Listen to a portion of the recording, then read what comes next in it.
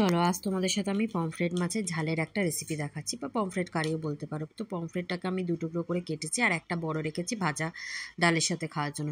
তো এখানে নুন, হলুদ আর একটু লঙ্কার গুঁড়ো আর সামান্য সর্ষের তেল দিয়ে আমি ম্যারিনেট করে 10 মিনিট রেখে দিই। তারপরে এটাকে সর্ষের তেলে ভেজে নেব।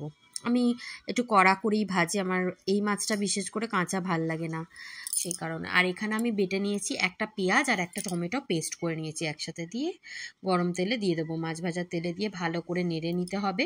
যতক্ষণ না পেঁয়াজের কাঁচা গন্ধ যাচ্ছে ততক্ষণ আমি আদা রসুন অ্যাড করি না। এরপরে দিয়ে দেবো সামান্য রসুন বাটা আর সামান্য আদা বাটা, দিয়ে ভালো করে কষিয়ে নিয়ে দিয়ে দেবো একটু মিক্সি ধোয়া জল, দিয়ে দেবো লবণ।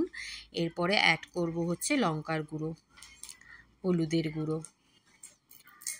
এখানে আমি ধনে জিরে গুঁড়ো ইউজ করি না, আমি আমি শুধু লঙ্কার গুঁড়ো হলুদ গুঁড়োটাই ব্যবহার করি।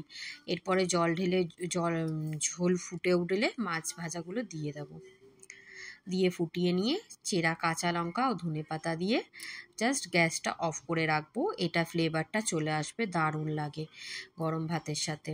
একটু নেড়ে চেড়ে নিয়ে ঢাকা দিয়ে 10 মিনিট রেখে দেবো। এই হচ্ছে পমফ্রেটের ঝাল। ভালো লাগলে সাবস্ক্রাইব করো, ফলো করো।